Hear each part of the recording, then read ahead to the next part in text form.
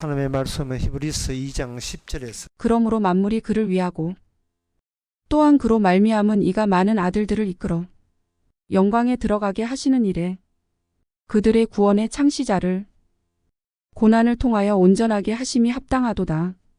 거룩하게 하시는 이와 거룩하게 함을 입은 자들이 다 한 근원에서 난지라. 그러므로 형제라 부르시기를 부끄러워하지 아니하시고. 아멘.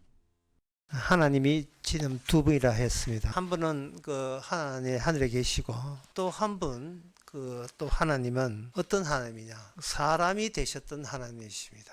왜 사람이 되시느냐? 천사가 오면 될 텐데 왜 천사는 오지 않고 하나님이 직접 사람이 되셔야 되는가? 천사는 몸이 없습니다. 육신이 없습니다. 그래서 하나님의 뜻을 온전히 드러낼 수가 없어요. 그래서 하나님께서는 자기 아들을 이 땅에 파견하여서 온전한 하나님의 뜻이 이 세상에 펼쳐지고 알려주시고, 그리고 이 주어진 뜻은 어떤 방해 공작도 필히 다 이루게 된다는 것을 자기 아들 육신을 통해서 알려주셨습니다. 그 사람의 몸으로 오신 예수님께서 오늘 본문에 보게 되면 고난의 모습으로 우리에게 나타났습니다. 그러니까 하나님의 뜻은 어디 있는가?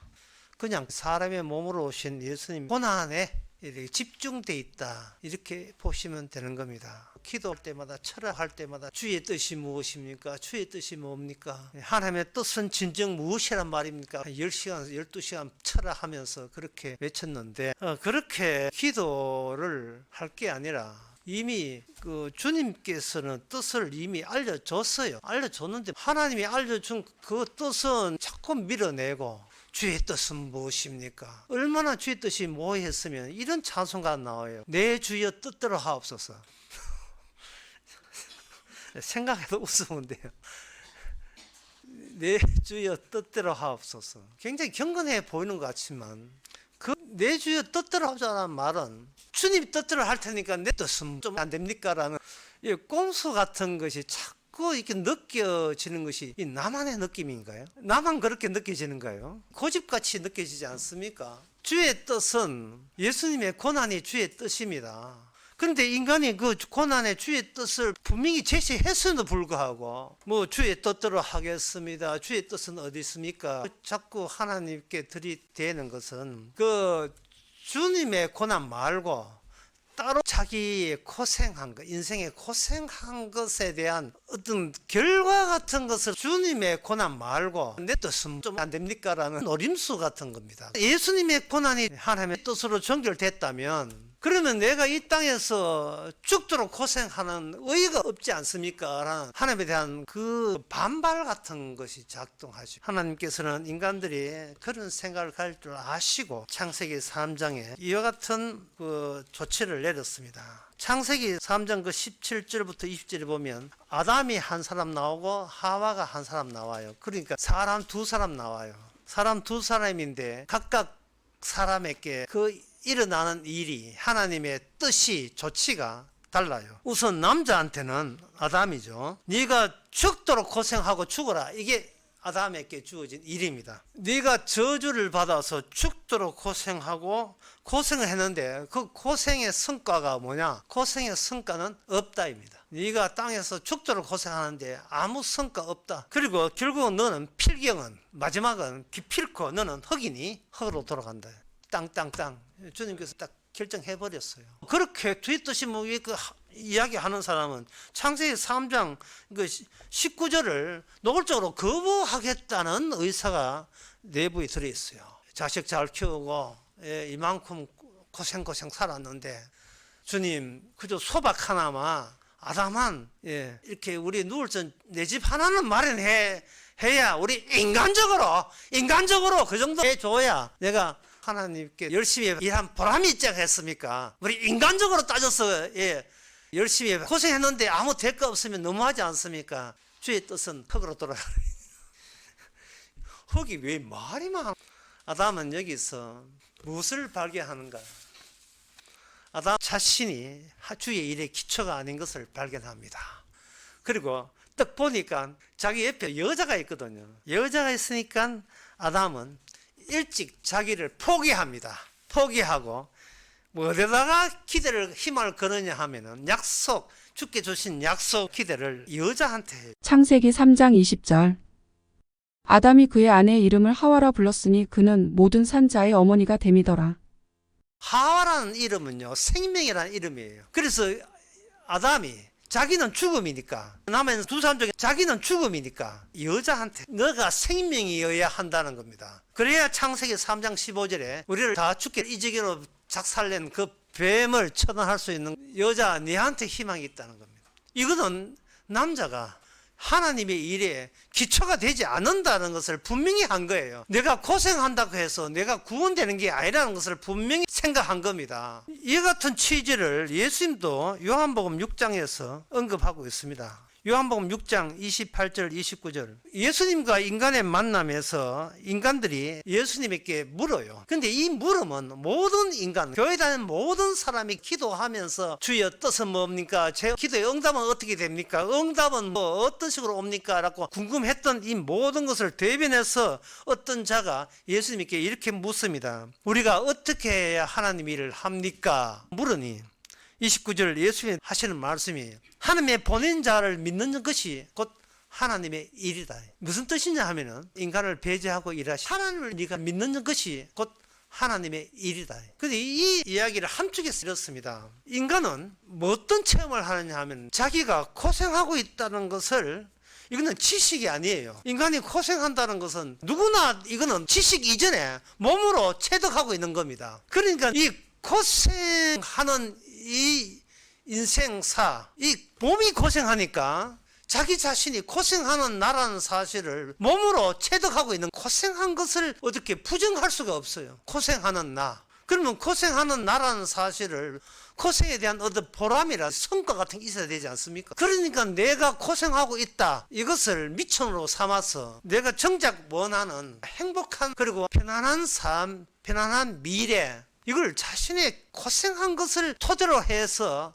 달라는 겁니다. 소위 하나님 계시는 교회니까 교회에 와서 달라는 거예요. 그러니까 이 교회라는 이 건물, 교회라는 이 단체가 인간을 얼마나 현혹시키는지요. 진실하고 진리와 너무나 거리가 먼 단체가 교회가 더 많았어요. 인간들이 달라는 떼쓰는 장소, 그게 교회. 인간들이 그 교회에 와서 기도 빡시게 했습니다. 헌금했습니다. 전도했습니다. 뭐 했습니다. 이런 고생에 대한 어떤 대가가 있어야 되는데 하나님 우리 인간적으로 이야기해서 줄 거 주고 받을 걸 받아야 내가 고생하면서 사는 즐거움이 있어야 되는데 아무 대가 없으면 너무하지 않습니까? 교회에 와서 그 따지러 오는 거예요. 그래서 이것을 정확하게 공격하는 거 봐주는 게 없어요. 정확하게 공격하는 이러한 말씀이 11절에 나옵니다. 거룩하게 하시는 자와 거룩하게 함을 입은 자들이 다 하나에서 났다. 이 하나를 언급하고 있어요. 하나는 뭐냐 하면은 하나님이 인정하는 고생은 오직 유일한 거 하나만 인정해요. 그게 누구냐?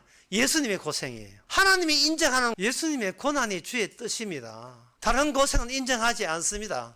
거룩, 영생, 생명력, 천국, 구원 오직 하나에서 나와요. 하나에서.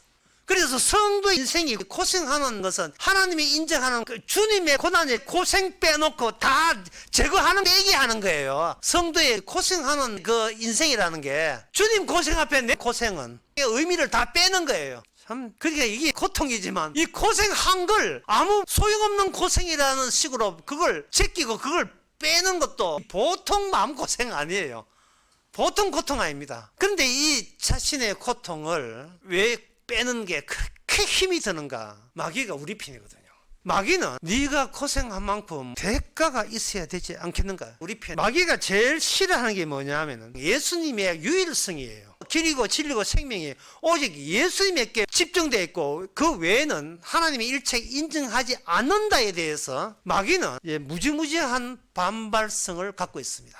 그래서 어쨌든 간에 예수님의 행하심으로 모든 것은 다 마감되었고 다 끝났어요. 그 예수님의 다 끝난 그 유일성 반발에 대해서 마귀는 인간들을 재촉해서 인간들을 데리고 다 끝난 그 행하심 유일성 반발에 대해서 항의성 발언들을 쏟아내게 만들었어요. 그 결과가 예수님을 십자가 죽음 결과까지 나왔습니다. 왜 나는 안 되고 왜 예수님 너만 된다는 반발성을 갖고 있습니다. 왜 너냐? 그 유대인들이 예수님을 죽이게 된 직접적인 그 원인은 뭐냐 하면은 그 예수님의 그 유일 나만 된다는 거예요. 예수님은 나만 된다는 거예요. 거기에 대해서 바리새인의 인간들 평가는 이렇습니다. 정신병자. 진짜 완전히 정신병자. 사람이 뭘 믿으려면요, 나의 노력한 거, 나의 행한 거, 내가 수고한 거, 고생한 거, 거기에 가치가 약간이라도 같이 결부가 돼야 내가 그것을 믿을 수가 있습니다. 어떤 회사에 주식을 이렇게 투자했는데 나는 이 회사 잘 될 줄로 믿습니다. 왜냐하면 자기가 주식을 투자했기 때문에. 나는 하나님을 위해서 믿습니다 했다는 것은 평소에 자기가 하나님을 위해서 기도했다는 것은 자기 기도 행함에 투자했기 때문에 잘 될 줄로 믿습니다. 약간이나마 뭔가 하나님이 일에 협조했다는 느낌이 이렇게 자기 행함에 결부될 때 우리는 그걸 믿습니다는 표현을 해요. 그러니 믿습니다는 말을 좀 더 상세하게 분석해 보면 자기 행함에 대한, 자기 고생에 대한 절대성이에요. 자기 지금껏 살아온 것에 대한 절대성은 절대적으로 나는 포기 못한다는 강한 자기에 대한 집착을 말합니다. 인간은 어느 정도냐 하면 자신의 고생한 것을, 고난은 성경에 나온 고난 있잖아요. 주님의 남은 고난이거든요. 우리 고난 아니에요. 주님이 우리에게 쳐들어온 주님의 자기 고난이라고요. 내게 예수님의 남은 고난을 채운다.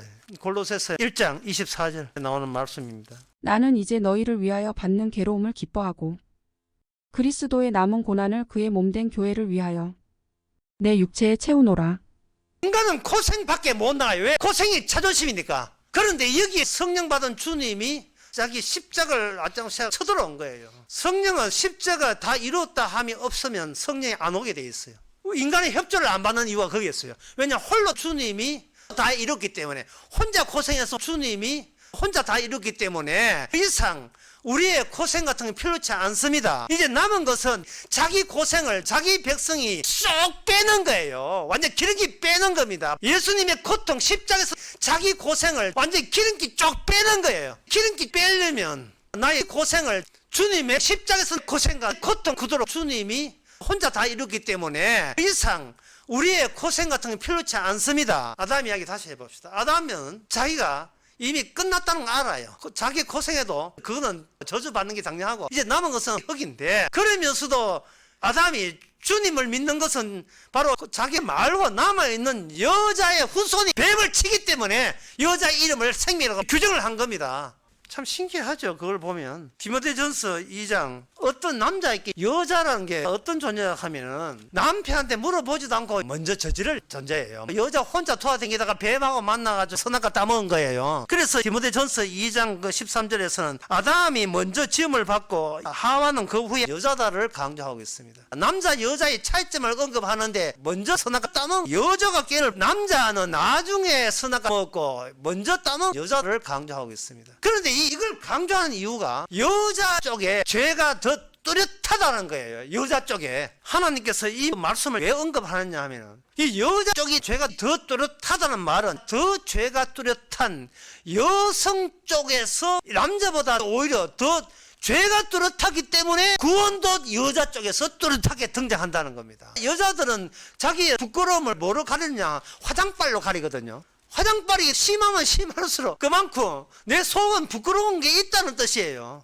남자의 수치를 자기의 객기와 노동력으로 드러내지만, 그런데 그 여성에게 죄가 있는 그것을 주님께서는 이 죄인을 어떤 식으로 천국 백성을 어떻게 만들어내는가, 육에서 어떻게 영이 나오는가, 자기 고생밖에 모르는 이런 저주받는 자를 어떻게 주님의 고난까지 이해하고 자기 고생을 아낌없이 무의미하게 내버리고 주님의 고난만, 그것이 오직 유일성에 바로 구원이 있다는 걸 어떻게 아느냐? 그것은 바로 새로움이 있습니다. 새로운 피조물의 탄생이에요. 그래서 디모데전서에서는 여자는 해산함으로 바로 구원이 있다는, 디모데전서 2장 15절 남자 너희들은 해산 못하지, 이런 뜻이에요. 남자들은 해산 못하지, 우리는 해산한다.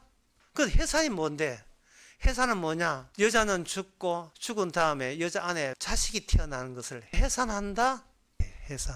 죽을 만큼 아픈 거, 죽을 만큼 아픈 거, 고통을 통해서 나는 더 이상 살 가치가 없다는 것을 고통 속에서 먼저 느끼는 것은 여성이에요. 왜? 새 생명 때문에 아낌없이 구생명은 더 이상 살 가치가 날아가야 되니까. 그 고통을 직접 경험한 것은 아기 낳는 여성입니다. 이러한 고통을 통해서 하나님이 죄에서 자기 백성을 건지는 작전이에요. 마태복음 1장에서 예수의 이름이 뭐냐? 자기 백성을 죄에서 구원할 자라 했거든요. 이름이 예수예요. 그렇다면 예수님이 가는 길은 바로 마리아가 고통 가운데서 예수님을 잉태하는 그 아픔을 이제는 예수님께서 잉태된 자로서 죄인에게 거꾸로 이 땅에서 죽도록 고생하는 고통을 집어넣음으로써 십자가를 느끼는 작업을 하는 거예요. 나의 고생에 주님의 고통을 집어넣음으로써 십자가를 작업하는 거예요. 이미 거룩한 주님이 이 거룩에 대해서 거룩함을 받아야 될 죄인을 집어넣음으로써 거룩한 예수님과 거룩받는 죄인에게 오직 예수님의 십자가 하나에서 난다는 것, 예수님의 십자가에서 자기 백성을 죄에서 구원할 자를 알려주는 것이 하나님의 뜻이에요. 이 세상에 그 뜻 말고 하나님의 다른 뜻은 없습니다. 다른 하나님의 뜻은 다 사기예요. 거짓말이에요. 그래서 교회가 사기단체예요. 교회는 인간들의 고생을 끌어모아서 천국 보내주겠다고 그 사기치는 것이에요. 헌금하는데 얼마나 고생이 돼요. 인간이 산다는 자체가 고생이에요. 마태복음 8장 23절. 그 일관된 예수님 취지가 바다에 큰 놀이 일어나 물결이 배에 덮이게 되었으되 예수께서는 주무시는지라. 갑자기 바다에 파도가 일어났어요. 파도가 일어나니까 예수님과 함께 있으면 이제는 고생끝 행복시장인 줄 알았어요. 고생끝 행복시장. 인간은 하도 고생이 많으니까 제발 고생을 줄이든지 없애주면 좋으신 하나님으로, 사랑의 하나님으로 믿을 용의가 돼 있어. 인간들은 내 개떡 같은 인생 잘 될 줄로 믿습니다. 그래서 교회 나온 거예요. 하나님께서는 인간들이 그런 생각을 가질 줄 아시고 예수님과 함께 함으로써 난데없이 파도가 일어나면서 그래서 나름대로 열심히 물을 퍼냈죠. 이 물 패는 게 뭐냐? 고생이에요. 결국 제자들의 항의로 같은 고백은 뭐냐? 우리가 다 죽게 되었다. 여기서 제자들의 숫자가 12명입니다. 12명인데 예수님과 함께 함으로써 고난이 하나님의 뜻으로 유발된 단 하나의 폭풍 속에서 그들은 우리가 다 죽게 되었다. 예수님과 함께 함으로써 12명이 날아가고 하나가 된 겁니다. 하나같이 직업과 인물, 인격, 키, 성격 관계없이 출신, 성분 관계없이 모두 다 폭풍 속에서 그들은 하나같이 죽음을 체험했습니다. 우리는 이제 죽었다. 여기서 다음 같은 정의가 성립됩니다. 인간이 고생하는 것은 안 죽으려고 하는 거다. 그러나 주님의 고난은 이미 네가 죽었다는 것을 즐거워하라고 고난 주시는 거예요. 네가 안 죽으려고 고생해봐야 다 이게 끝났어요. 아담의 고생은 아담에게 아무 생명을 주지를 못합니다. 예수님은 여자의 후손이에요. 예수님을 믿으면 되는데 그들은 물 퍼낸다고 일한 게 옛날 했던 행세처럼 그들의 행세가 뭐냐? 고생 뒤에 낙이 온다는 겁니다. 고생 뒤에 지옥이 오겠지요. 분명히 이야기해요. 하나님을 위해서 고생하면 천국 가겠지. 그게 바로 수녀원이고 수도원이에요. 교회의 극단적인 모습이 수도원 수녀원이에요. 무슨 뜻이냐 하면 내가 이렇게 안일하게 고생해가는 천국에 영 합격 보장이 안 되거든요. 더 빡시게 한번 고생할 때 고생해보자. 그게 수도원 수녀원입니다. 참 정말 여러분이 교회 온다는 게 위험한 도박을 하고 있습니다. 진실은 모르고 주님을 위해서 노력하고 고생한 것만 기억하는 이것이 바로 자기를 도리어 지옥으로 속도를 더 증가시킨다는 걸 아셔야 됩니다. 마태복음 8장에서 콩나이를 날 때 그들은 평소에 자기가 어떻게 살아왔는가 자기의 본색을 유감없이 다 드러냈습니다. 그럴 때 주님은 주무시고 있었어요. 그래서 그들이 고생이 끝났을 때 할 도리 다 했는데 야 이건 죽었다 치고 예수님이 한번 깨워보자 식으로 깨웠습니다. 예수님이 깨어나니까 주께서 이 풍랑에 대해서 어떻게 조치를 해줄 줄 알았는데 그게 아니고 먼저 일어나서 제일 먼저 한 것이 제자들을 꾸짖었습니다. 너희들은 어떻게 행함만 있고 왜 믿음이 없느냐? 너희들은 너의 고생과 노력을 왜 믿느냐? 나를 믿어라. 그런데 인간은 고생에 대한 대가만 염두에 두고 평생을 살아왔기 때문에 다른 믿음은 생각도 못한 거예요. 내 고생을 믿는 게 믿음의 최종적인 방식이고 그것만 마귀한테 배웠기 때문에 다른 믿음은 생각도 못한 거예요. 그 다음에 예수님께서 풍랑과 파도는 잔잔해졌는데 제자들이 풍랑과 파도보다 더 못한 거예요. 제자들이 웅성거립니다. 저분이 누구지? 저분이 누구시기에 풍랑과 바다도 잔잔하는가? 꼭 폭풍의 소용돌이 들어가야 우리가 이렇게 정신 차리는 겁니까? 내 고생이 있다는 것은 내가 있다는 뜻이거든요. 내가 있으면 안 돼요. 나는 이미 죽은 자인데 있다는 게 그 의미 없습니다. 시체는 시간 자체가 성립이 안 돼요. 시체는 죽었기 때문에요. 근데 시간은 뭐냐? 모든 시간은 인간을 위한 시간이 아니고 시간이 있다는 것은 주님을 위한 시간이에요. 요한계시록 12장 14절. 그 여자가 큰 독수리의 두 날개를 받아서 광야 자기 곳으로 날아가 거기서 그 뱀의 낯을 피하여 한 때와 두 때와 반 때를 양육받으며 시간이 주님의 고난의 절차를 그렇게 한 때, 두 때, 반 때로 설명한 겁니다. 때라는 것은 한 시간당 한 때가 주어지는 거예요. 그러니까 한 때, 그 다음에 또 한 때가 되는데 두 때라는 말은 앞에 있는 한 때가 없으면 그 뒤에 있는 두 때라는 말이 성립이 안 되거든요. 한 때, 그 다음에 첫 번째 때가 있으니 한 때, 이번에는 두 번째 두 때예요. 한 때, 두 때. 그 다음에 인간들이 예상한다면 그 다음은 뭐냐? 세 때가 돼야 됩니다. 그런데 셋째가 아니고 반때. 이것은 무엇을 뜻하느냐 하면은 시간이라는 것은 1에서 2로 어떤 방향성을 갖고 있는데 그 방향성의 최종 지점은 반때라는 겁니다. 사건 하나에 한때가 할당이 되는데 반때라는 것은 성립이 안 되거든요. 그럼 반때는 뭐냐? 이게 단해에 나온 9장에 나온 건데 사건이 어디에 걸쳐 있느냐 하면 지상에 반때 걸쳐 있고 지하 이 땅에 반때 걸쳐 통합해서 한때가 되는 거예요. 다시 말해서 6에서 0으로 가는 거예요.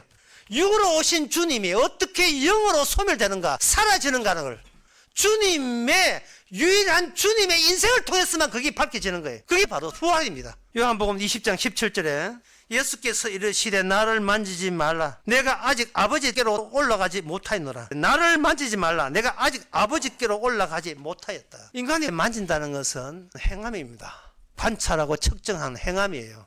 행함은 이게 고생의 일종이죠. 행위의 일종이니까. 일종의 자기가 주의 일에 끼어들려는 하나의 몸짓일 수도 있어요. 근데 만지지 말라. 너는 육에 속했고 나는 영에 속했다. 너는 하늘과 중첩되지 않는 상태고 나는 이미 중첩된 상태다. 이렇게 부활이 되고 난 뒤에 주님의 육신은 그 다음에 성령을 통해서 우리에게 밀려오게 되어 있습니다. 무슨 말이냐 하면 부활이 먼저 있고 그 다음에 비로소 성도에게 뭐가 주어지는가? 고난이 주어져요. 부활이 먼저 있고 고난 주어지는 겁니다. 그래서 골로새서에 뭐냐? 내게 남은 고난을 채운다는 거예요. 베드로전서 성경의 사도 바울의 편지에 보면 나오는 모든 환난은 부활하신 주님이 완성된 구원을 가지고 자기 백성에게 쳐들어온 그 현상을 고난이라고 하는 거예요.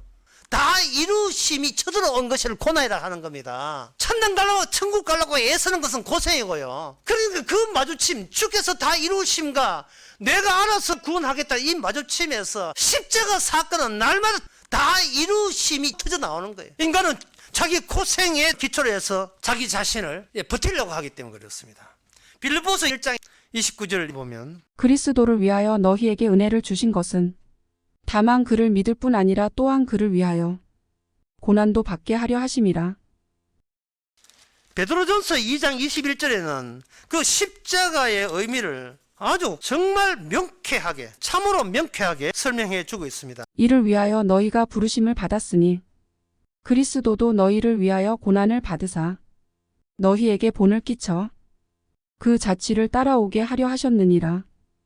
십자가가 뭐냐? 십자가가 우리한테 확장되어 쳐들어오게 되면 우리도 십자가의 고난에 참여하게 되었다는 겁니다. 그걸 위하여 어떻게 되었다? 우리가 구원받은 것이 아니라 부르심을 입었다는 거예요. 이게 뭐냐 하면은 보편성과 유일성입니다. 그 유일성에 대해서 누가복음 4장 25절에 명쾌하게 잘 표현되어 있어요. 선지자의 고향에서 환영받음이 없다 하시고 내가 참으로 너희에게 이르노니 엘리야 시대에 하늘이 새해 6달을 닫히어 온 땅이 큰 흉년이 들었을 때에 이스라엘에 많은 과부가 있었으되 많은 과부, 일반성 또는 보편성을 할 때 많은 과부가 있었으되 엘리야는 그 중에 한 사람도 보내심을 받지 않고 오직 시돈 땅에 있는 사렙다 과부 한 사람뿐이다 이 말. 이게 뭐냐? 부르심을 입은 거예요. 성경 공부하면 구원받는 게 아닙니다. 불러주지 않으면 구원이 없어요. 근데 그 부르심이 고난을 위한 부르심이에요. 고생하지 말고 고난 속에 참여하라는 겁니다. 왜? 이 고난이 부활의 능력으로 오기 때문에 그래요. 선교단체에서 대학생들 모아놓고 빌립보서 3장 10절에서 11절입니다. 이 말씀 들으면 그 말씀이 알 거예요. 내가 그리스도와 그 부활의 권능과 그 고난의 참여함을 알게 하여 그 죽으심을 본받아 어찌하든지 죽은 자 가운데서 부활에 이르게 하노니. 이 분명히 이 본문은 뭐냐 하면 사도 바울이 구원받는 것은 그 부활의 권능과 그 고난의 참여함 때문입니다. 근데 선교단서는 뭐냐? 고난이 아니고 고생을 언급해요. 글자 하나 차이인데 고난인데 선교단서는 고생이 아닌데 뭘 알겠어요? 고생하면 천국 간다는 겁니다. 그런 복음은 마귀가 그렇게 하죠. 마귀가. 천사는 하나님 편이에요. 그러나 성령은 누구 편이냐면 성령은 예수님 편입니다. 우리 편 아니에요. 그럼 우리 편은 없어요. 죽은 시체한테 무슨 편이 있어요? 시체가 시체 돼야 흙이 돼야 마땅한데 무슨 내 편이 있었습니까? 여호와는 내 편을 했더니 이스라엘 망했어요. 내가 어떤 인간이 되어야 하겠다는 그 자체가 인간은 성립되지 않습니다. 인간은 흙으로 돼가는 이미 저주와 더불어 함께 있어요. 자기 고생에 울고 고생에 웃고 모든 인간들은 인간사에서 나타나는 자기 고생에 대한 의미를 창출하는 거. 이제 문제는 그겁니다. 이런 인간이 자기 고생에 집착해서 고생밖에 모르는 인간을 어떤 식으로 주께서 구원하느냐는 주님의 이 모든 십자가 죽음 조치가 악마가 장악하고 있는 상태에서 인간은 그 내부적으로 악마와 결탁되어 있는가를 파헤치면 자기 고생에 대한 해답이 나와 있어요. 그건 뭐냐 하면 아버지의 이름으로 인간은 살아가고 있습니다. 아버지의 이름으로요. 이 말은 인간 자체가 아버지의 이름으로 살아가기 때문에 하나님께서 구원하려면 인간들이 생각하는 아버지 이름 말고 또 다른 아버지 이름을 거기다가 이 땅에 내려보내는 거예요. 그러면 복수형 아버지 이름이 돼요. 하나가 두 개가 돼. 복수. 여기 놀랍게도 창세기 4장에 나옵니다. 악마의 본성은 아버지를 죽임으로써 아버지의 것이 몽땅 내 것이 되는, 여기에 악마의 속셈, 본심이 인간 대대로 물려받은 것이 저주를 대대로 물려받은 인간성입니다. 인간성은 아버지를 모델로 하되 아버지를 제거함으로써 비로소 아버지로부터 해방되는 거예요. 아버지가 갖고 있는 절대적인 권력을 내가 아버지를 죽임으로써 나도 아버지처럼 절대성을 갖고 있는 존재가 되는 거예요. 이거 악마가 심어준 타고난 본성입니다. 모든 인간이 그래. 모든 인간이 내가 하나님을 믿어요. 그거는 하나님을 죽이기 위해서 믿는 거죠. 하나님을 다루기 위해서 믿는 거예요. 하나님을 믿는 거. 그거는 재미없다 싶으면 그냥 교회 안 나옵니다. 지 마음대로 살아요. 내 고생 내 보람으로 사는 거예요. 이게 숨겨놓은 하나님의 비밀이고 이게 타고난 본성입니다. 이걸 성경에서는 자기 의라고 해요. 그런데 사도 바울은 주께 은혜를 받아놓고 사도 바울은 이때까지 있던 나의 모든 의는 이제는 배설물로 빼겠습니다. 내 고생한 것, 내가 이만큼 되게 노력한 것 다 주님의 성령으로 다 빠지는 거예요. 플러스가 아니고 마이너스가 되는 거예요. 내 인생은. 빠지면 어떻게 되는가? 내가 그 주님의 성령에 의해서 이게 바로 주의 말씀으로 죽을 때만 우리는 부활에 이르게 되는 겁니다. 자살한다고 부활되는 게 아니고 고생과 고난의 전쟁. 하나님의 방법은 주님의 고난이 우리 고생을 삼킵니다. 삼켜버려요. 삼키게 되면 이걸 가지고 주님의 고난을 위해서 부르심을 입은 자가 돼요. 내 고생 자랑하려고 사는 게 아니고 모든 것이 주님의 고난말이 완성됐다, 완료됐다는 것을 자랑하는 겁니다. 자, 그러면 이 복수형 두 개의 아버지 이름이니까 그 예수님의 또 아버지 이름이 있죠. 인간의 이름은 자식이 아버지를 죽임으로써 자기를 절대화하는 그것을 인간은 구원이라고 생각하는 거예요. 나를 위한 천국이죠. 그런데 반대로 하늘에 계신 아버지의 이름은 뭐냐? 후손이 오히려 아버지를 살려요. 아브라함의 자손이 아브라함을 살려요. 이삭이 아버지를 살리고 야곱이 이삭을 살려요. 아버지는 뭣도 모르고 첫째 아들 에사한테 축복을 줬지만 하나님께서는 일을 틀어지게 만들어가 둘째 아들 야곱으로 하여금 아버지를 살리게 만든다고요. 그리고 마지막 후손, 끝이 되는 후손, 마지막 낳은 아들 예수님이 우리 모두를 살리는 방법을 사용하십니다. 그 살리는 방식을 성경에서는 뭐라고 하냐? 그걸 세례라고 이야기해요. 세례는 막혀있는 입구를 뚫어버리는 것이 세례입니다. 세례는 세 종류가 있어요. 하나는 물세례, 또 불세례, 또 하나는 성령세례. 이 세례의 공통점은, 물세례부터 나오는 공통점은 내가 원치 않은 고생 속에 다이빙 하는 겁니다. 풍덩 뛰어드는 거예요. 아까 마태복음 8장에서 말씀드렸듯이 제자들은 폭풍 속으로 그냥 강제로 가는 거예요. 그러다가 마태복음 23장에 보면 그냥 이 예수가 누구지? 이러고 끝나는데 그 예수가 누구냐 하는 그 질문 속에서도 아직도 제자들에게 남아있는 게 뭐냐면 내가 그러면 주님을 위해서 뭘 하면 됩니까? 저 버릴 거 아니지요. 이런 주문이 그 성경 마태복음 누가 보면 쭉 보면 그게 수시로 삐져나와요. 계속 나와요. 제자들이 예수님한테 대화를 한다든지 말을 그렇다 하면 저 천국 가려면 어떻게 하면 돼요? 주님 저 아예 버릴 거 아니지요? 그 두 가지가 계속해서 나오는 거예요. 그러다가 마태복음 23장 끝장면 예수님께서 십자가 헤어질 장면에 보면 마태복음 23장 8절에 보면 그러나 너희는 랍비라 청함을 받지 말라. 너희의 성생은 하나여 너희는 다 형제니라. 땅에 있는 자를 아비라 하지 말라. 너희 아버지는 하나이시니고 하늘에 계신 자니라. 또한 지도자 청함을 받지 말라. 너희 지도자는 하나이니 곧 그리스도니라. 너희 중에 큰 자는 너희를 섬기는 자가 되어야 하리니 누구든지 자기를 높이는 자는 낮아지고 누구든지 자기를 낮추는 자는 높아지라 라고 하셨어요. 이거는 지금 저 뭐 하면 돼요? 그런 질문 앞에서는 이러한 말씀이 아무짝 소용없습니다. 왜냐하면 여전히 자기 자신에 대해서 포기할 마음 준비가 전혀 돼 있지 않아요. 자기는 나한테 지기 싫어하고 큰 자가 되고 싶어해요. 겸손에 대해서도 경쟁하기 마련이에요. 누가 더 겸손한가 시합하기 마련이거든요. 그런데 여기 하나라는 것을 계속 강조하시면서 이걸 마감을 하는데 그 이유가 뭐냐? 결별입니다. 물세례는 결별하는 거예요. 그게 잘 안 터나요. 여기 물에 빠지세요. 그러면 여러분의 죄는 씻어줍니다 할 때는 어떤 경우냐 하면 내가 무엇을 하면 됩니까? 물세례 받으면 돼요. 물세례 받으면 내 지은 죄는 깨끗하게 허물어지고 이제는 죄 없는 깨끗한 사람 됐지요 라는 생각을 가지고 물세례 받기 때문에 이것은 뭐냐 하면은 여전히 자기에 대한 미련이 계속 유지가 되는 겁니다. 내 하나 쉽게 말해서 내 하나 고생해서 고생덕으로 내가 구원받는 그런 방식이라면 나는 고생할 마음의 준비가 되어 있다는 이게 물세례예요. 그런데 물세례 다음에 성령 세례가 와야 되는데 주께서는 뭐를 언급했냐면 세례요한한테 불세례를 언급해버린 거예요. 불세례를 언급하니까 이게 물은 들어갔다가 나오면 되지만 산채로 불은 들어가면 홀랑 태워보기 때문에 내가 없어지는 거예요. 그러니까 불세례에 대해서 어느 누구도 제가 뭘 하면 됩니까? 저 버릴 거 아니죠?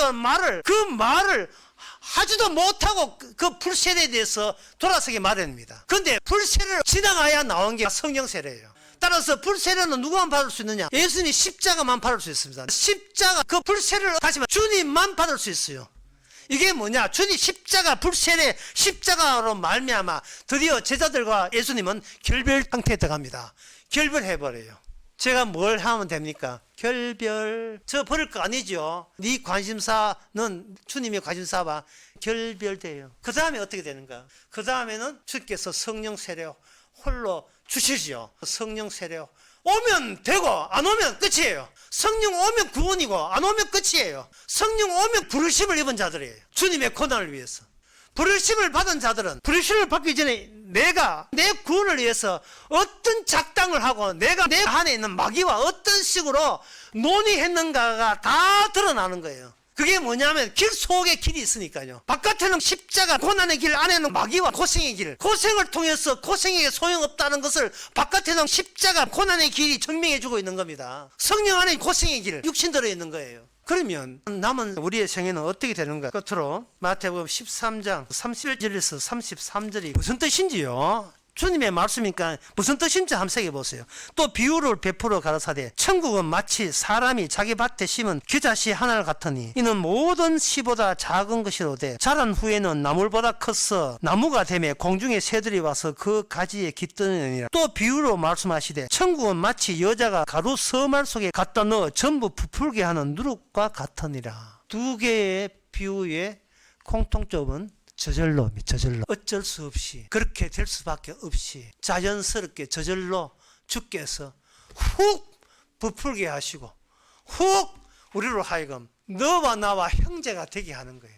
그래서 교회 말고 주님의 형제라는 말은 유일성, 주께서 집어넣은 부풀게 하는 그 유일성, 주님 홀로 다 했다 하는 것만 계속 남아있을 때만 형제 간에 성도 간에 대화가 돼요. 자기의 고생이 끼어들면 대화가 안 됩니다. 자식 키우고 손자 키운다고 고생하면요 짜증난다고요. 오직 한 번밖에는 주님이 눈치 코치 없이 내 스케줄 내 인생 사이에 그냥 허락 없이 밀려 들어오는 겁니다. 어떻게? 저절로 어쩔 수 없이 뭐가 누룩이요, 뭐가 하나의 믿음이요.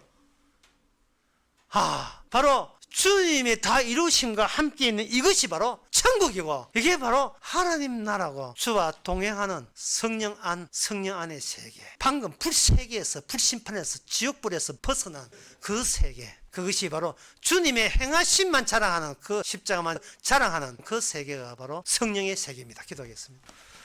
하나님 아버지, 우리는 그동안 자기의 고생한 것에 대해서 미련을 두고 남 앞에서 그것 키우려고 애를 썼습니다. 키우지 말아야 될 것을 키우고 내세우지 말아야 할 것을 내세우면서 남한테 안 지는 인생 되려고 시도한 그 배후에 늑대 같은 악마의 활동이 있었음을 이제는 눈을 뜨고 발견케 하옵소서. 예수님의 이름으로 기도합니다. 아멘.